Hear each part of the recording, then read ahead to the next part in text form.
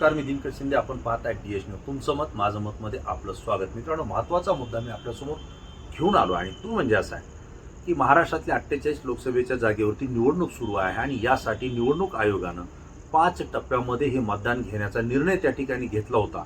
त्यापैकी 4 टप्पे आता पूर्ण झालेले आहेत.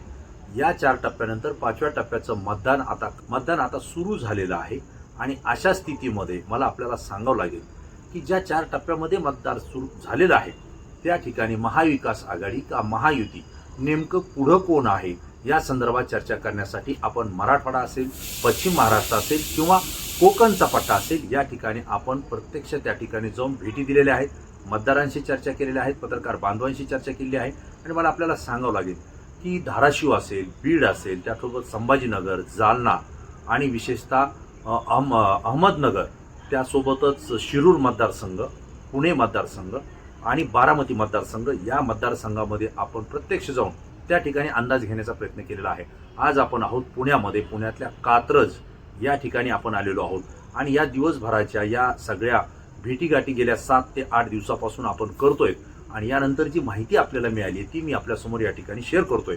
विशेष म्हणजे महाविकास आघाडी विरुद्ध महायुती अशी लढत होत असताना आज या मराठवाडा, पश्चिम महाराष्ट्र आणि विशेषतः कोकण पट्ट्यातल्या काही जागांवरती आपण ज्यावेळेस अंदाज घेतो त्यावेळेस एक गोष्ट लक्षात येते की महायुतीला मोठा फटका बसताना त्या ठिकाणी दिसतोय आणि महाविकास आघाडीचे अनेक उमेदवार हे विजयाच्या उंबरठ्यावर येऊन पोहोचलेले आहेत असं मतदाराकडून आपल्याला त्या ठिकाणी बोललं जात आहे. मला आपल्याला सांगावं लागेल की धाराशिव या ठिकाणी ओमराजे निंबाळकर, जे की शिवसेना म्हणजेच महाविकास आघाडीचे उमेदवार आहेत, हे त्या ठिकाणी प्रबळ दावेदार दिसत आहेत की ते विजयाच्या उंबरठ्यावरती त्या ठिकाणी पोहोचलेले आहेत. परंतु त्याला लागून असलेला जो बीड जिल्हा आहे, बीड मतदारसंघामध्ये बजरंग सोनवणे हे महाविकास आघाडीचे उमेदवार आणि महायुतीच्या पंकजाताई मुंडे यांची लढत त्या ठिकाणी झाली. ही लढत अत्यंत घासाघाशीची होईल, किंबहुना ती एकतर्फी होईल असं सुरुवातीला वाटत होतं. पंकजाताई मुंडे या एकतर्फी विजयी त्या ठिकाणी होतील असं वाटत असताना मनोज जरांगे पाटील यांच्या मराठा आरक्षणाचा इफेक्ट हा बीड जिल्ह्यामध्ये मोठ्या प्रमाणावर आपल्याला पाहायला मिळालेला आहे. आणि ज्यावेळेस वस्तुस्थिती लक्षात घेतोय त्यावेळेस एक गोष्ट लक्षात येते की या ठिकाणी बजरंग सोनवणे महाविकास आघाडीचे हे आघाडीवर आहेत. कदाचित ते विजयाच्या उंबरठ्याला त्यांनी शिवलेले आहेत किंवा हात त्यांचा स्पर्श झालेला आहे असं आपल्याला या ठिकाणी म्हणावं लागेल. पंकजाताई मुंडे यांना हा मतदारसंघ एकतर्फी वाटणारा अत्यंत जड गेलाय, ही वस्तुस्थिती या ठिकाणी आहे. जालना मतदारसंघामध्ये रावसाहेब दानवे, जे की भारतीय जनता पार्टीचे रेल्वे मंत्री होते, केंद्रीय मंत्री होते, ते सुद्धा या ठिकाणी अडचणीत येतील की काय अशी परिस्थिती आहे.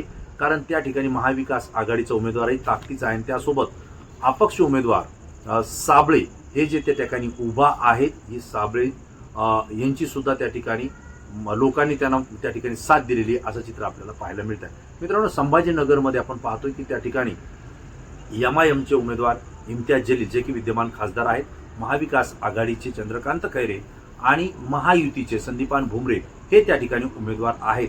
परंतु या सगळ्या परिस्थितीमध्ये त्या ठिकाणी चंद्रकांत खैरे आणि MIMचे इम्तियाज जलील या दोघांमध्ये सामना होताना पाहायला मिळतोय. संदीपान भुमरे महायुतीचे त्या ठिकाणी मागे पडतायत, 3ऱ्या नंबरला जात आहेत अशी स्थिती आहे. लोकांशी चर्चा केल्यानंतर चंद्रकांत खैरे हे काही का होईना मतानं विजयी होतील असं त्या ठिकाणी लोक बोलत आहेत.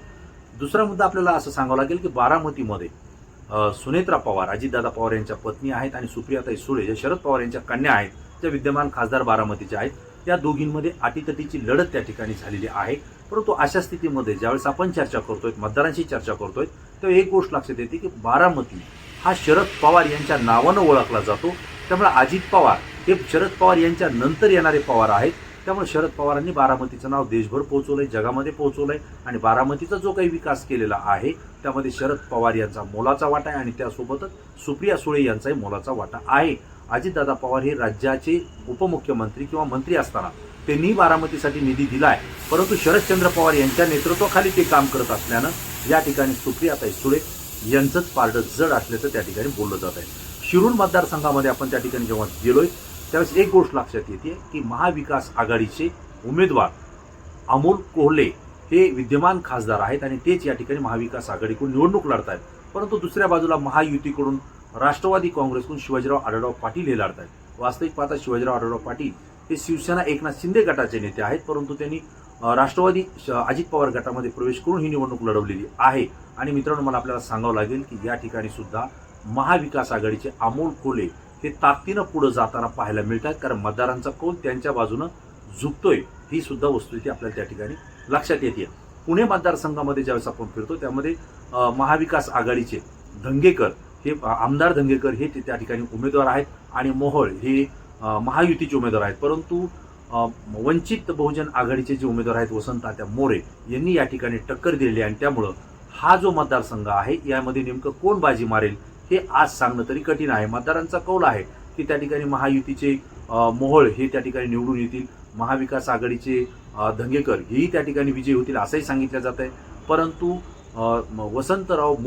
वसंततात्या मोरे हे नेमकं कुणाच्या मतांचं त्या ठिकाणी विभागणी करतायत आणि कुणाला त्याचा फटका बसतोय, कुणाला फायदा होतोय हे या ठिकाणी आपल्याला बघण्यासारखं असेल.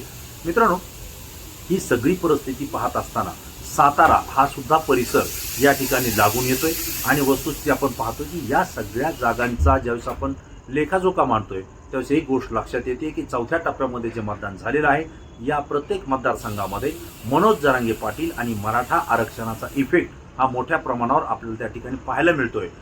जरांगे पाटील यांनी कोणाला पाडा आणि कोणाला विजयी करा असं जरी सांगितलं नसलं तरी अशा उमेदवाराला तुम्हाला ज्याला पाडायचे त्याला पाडा, परंतु उमेदवाराला इतक्या ताकदीनं पाडा की त्याच्या पुढच्या 5 पिढ्या पुन्हा निवडणुकीला सामोरं गेल्या नाही पाहिजे अशा पद्धतीचं त्यांनी स्टेटमेंट केलेलं आहे. आणि त्यासोबतच ज्यांनी आपल्या माता भगिनीवर लाठीचार्ज केला, आपल्यावर गुन्हे दाखल केले आणि आपल्याला अडचणीत आणलं अशा लोकांना अद्दल घडवा असं ते त्या ठिकाणी सांगतायत. आणि दुसरी गोष्ट, भारतीय जनता पार्टीचे देवेंद्र फडणवीस यांच्याविषयी मात्र ते आपला रोष व्यक्त करतायत आणि यातून मतदारांमध्ये किंवा मराठा समाजाच्या मतदारांमध्ये एक संदेश गेलेला आहे की जरांगे पाटील ज्यांना पाडा म्हणतायत ते महायुतीचे उमेदवार आहेत आणि त्यामुळं महायुतीच्या विरोधात मराठा समाजाचं मतदान जाताना त्या ठिकाणी आपल्याला पाहायला मिळत आहे. एकंदरीत गेल्या 8 दिवसापासून आपण या मराठवाडा, विदर्भ आणि कोकण याचा दौरा केल्यानंतर ही जी गोष्ट लक्षात आली आहे ती मी आपल्याला सांगतोय. आणि दुसरा मुद्दा असा आहे की रायगड मतदारसंघामध्ये ज्यावेळेस आपण गेलो होतो त्याही ठिकाणी आपण पाहिलं की महाविकास आघाडीचे सुनील तटकरे जे की राष्ट्रवादी अजित पवार गटाचे प्रदेशाध्यक्ष आहेत त्यांच्या विरोधात शिवसेनेचे आनंद गीते यांची त्या ठिकाणी टक्कर झालेली आहे. आणि मला आपल्याला आवर्जून सांगावं लागेल की रायगडमध्ये झालेली जी टक्कर आहे ती अत्यंत काट्याची टक्कर आहे. या ठिकाणी अनेक मतदारांची गाठीभेटी घेतल्या, चर्चा केली. त्यामध्ये काही लोकांनी सांगितलं की सुनील तटकरे यांचा विजय त्या ठिकाणी होईल कारण त्यांना एकनाथराव शिंदे यांच्या शिवसेनेच्या गटाची त्यांना साथ मिळते आणि त्यामुळे कदाचित ते विजयाच्या उंबरठ्यापर्यंत पोहोचतील. परंतु ग्रामीण भागापर्यंत आपण ज्यावेळेस पोहोचतो आणि शहरामध्ये ज्यावेळेस पोहोचलो त्यावेळेस एक गोष्ट लक्षात आली की अनंत गीते आणि उद्धव ठाकरे यांची जी सहानुभूती आहे, उद्धव ठाकरेंची सहानुभूती ही अनंत गीतेंना त्या ठिकाणी विजयाच्या उंबरठ्याच्या पार करेल. त्यासोबत शरद पवार यांचे राष्ट्रवादी काँग्रेसचे जे काही मतदार आहेत ते सुद्धा अनंत गीते यांच्या पाठीशी ताकदीनं उभा राहताना पाहायला मिळत आहेत. एकंदरीत मित्रांनो, ही परिस्थिती जर पाहिली तर महाविकास आघाडी ही महायुतीला मागे करून पुढे जाताना दिसते.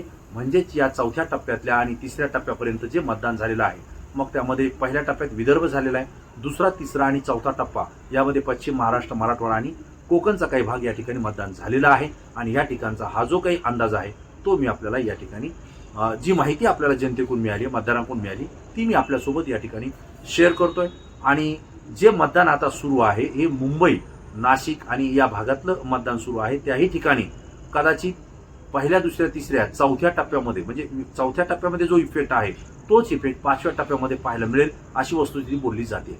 मित्रांनो, नरेंद्र मोदी यांनी कधी नव्हे त्या एवढ्या सभा या लोकसभेच्या निवडणुकीमध्ये महाराष्ट्रामध्ये घेतलेल्या आहेत. जवळपास 20 ते 22 सभा त्यांच्या महाराष्ट्रामध्ये झालेल्या आहेत. देशाचे पंतप्रधान राज्यामध्ये सभा घेत आहेत आणि महायुतीच्या उमेदवारासाठी घेत आहेत. मग ते भारतीय जनता पार्टीचे उमेदवार असतील किंवा राष्ट्रवादी अजित पवार गटाचे असतील किंवा त्या ठिकाणी त्यांचा जो मित्रपक्ष भारतीय जनता पार्टी आणि एकनाथराव शिंदे यांचेही उमेदवार असतील, त्या सगळ्यांच्या उमेदवाराच्या प्रचारासाठी पंतप्रधान असलेले नरेंद्र मोदी त्या ठिकाणी सभा घेतलेली आहे. परंतु या सभेचा किती परिणाम मतदारांवरती झाला आहे याचा ज्यावेळेस आपण अंदाज घेतो त्यावेळेस एक गोष्ट लक्षात येते की नरेंद्र मोदी यांच्या सभेचा जास्तीचा परिणाम कुठल्याही मतदारसंघावर झालेला दिसत नाहीये. मोदींची लाट सुद्धा कुठल्या मतदारसंघामध्ये आपल्याला पाहायला मिळाली नाहीये. मला आपल्याला आवर्जून सांगावं लागेल की परभणी मतदारसंघामध्ये सुद्धा आपण दौरा केलेला आहे. परभणी मतदारसंघामध्ये त्या ठिकाणी संजय जाधव, ज्यांना बंडू जाधव असं म्हटलं जातं, ते महाविकास आघाडी शिवसेनेचे उमेदवार आहेत आणि त्यांच्या विरोधात महादेव जानकर हे महायुतीकडून लढलेले आहेत. विशेषतः ते राष्ट्रीय समाज पक्षाच्या वतीनं लढले आणि अजित पवार राष्ट्रवादी काँग्रेसच्या कोट्यातून त्यांनी ती उमेदवारी घेतली होती. त्या ठिकाणी ज्यावेळेस चर्चा करतो त्यावेळेसचे मतदार त्या ठिकाणी सांगतात की महादेव जानकर हे मतदारसंघामध्ये आल्याबरोबर त्यांनी केवळ मराठा विरुद्ध ओबीसी असा वाद निर्माण करण्याचा प्रयत्न केला. या समाजाचे इतके लाख मतदार आहेत, त्या समाजाचे इतके लाख मतदारसंघ आहेत, अशी आकडेवारी सोशल मीडियावर त्यांच्या कार्यकर्त्यांनी त्या ठिकाणी पेरली. आणि त्याचा परिणाम असा झाला की मराठा जो काही आंदोलक होता किंवा मराठा आरक्षणासाठी जरांगे पाटलांच्या पाठीशी जो उभा राहिला होता, तो बंडू जाधव म्हणजेच महाविकास आघाडीचे उमेदवार यांच्या पाठीशी खंबीरपणे उभा राहताना आपल्याला पाहायला मिळतोय. जो परभणी मतदारसंघ आहे हा जालन्यापासून सुरू होतोय, म्हणजे पैठण मतदारसंघापासून ते जालना ते परभणी असा पूर्ण पट्टा हा येतोय, ज्या ठिकाणी मनोज जरांगे पाटील यांनी आपलं मराठा आरक्षणाचं आंदोलन केलं आहे. त्याचा परिणाम परभणी मतदारसंघावर पाहायला मिळतोय. आणि त्यामुळे महादेव जानकर हे सुद्धा त्या ठिकाणी अडचणीत आहेत. बंडू जाधव शिवसेनेचे म्हणजेच महाविकास आघाडीचे हे त्या ठिकाणी विजयाचा उंबरठा ओलांडतील असं त्या ठिकाणचे मतदार बोलत आहेत. मित्रांनो, जी माहिती ज्या मतदारसंघामध्ये DS न्यूजच्या माध्यमातून आम्ही फिरून घेतलेली आहे, चर्चा करून घेतलेली आहे, ती माहिती आपल्या समोर मी या ठिकाणी शेअर करतोय. तुम्हाला कसं वाटली किंवा तुम्हाला या माहितीबद्दल काय वाटतं, तुमचं मत तुम्ही तात्काळ द्या. तुमचाही मतदारसंघ मी सांगितलेल्या या मतदारसंघामध्ये येत असेल आणि दिलेली माहिती जर तुम्हाला योग्य वाटत असेल किंवा चुकीची वाटत असेल तर तुमची प्रतिक्रिया तात्काळ या व्हिडिओच्या खाली कॉमेंट्स बॉक्समध्ये निश्चितपणे द्या. कारण मित्रांनो, तुमची प्रतिक्रिया अत्यंत अभ्यासू असते आणि ती संपूर्ण महाराष्ट्रातून असते, म्हणून ती आमच्यासाठी महत्त्वाची असते. पुन्हा नवीन विषय नवीन मुद्दा घेऊन आपल्यासमोर पुन्हा येईल. तोपर्यंत धन्यवाद.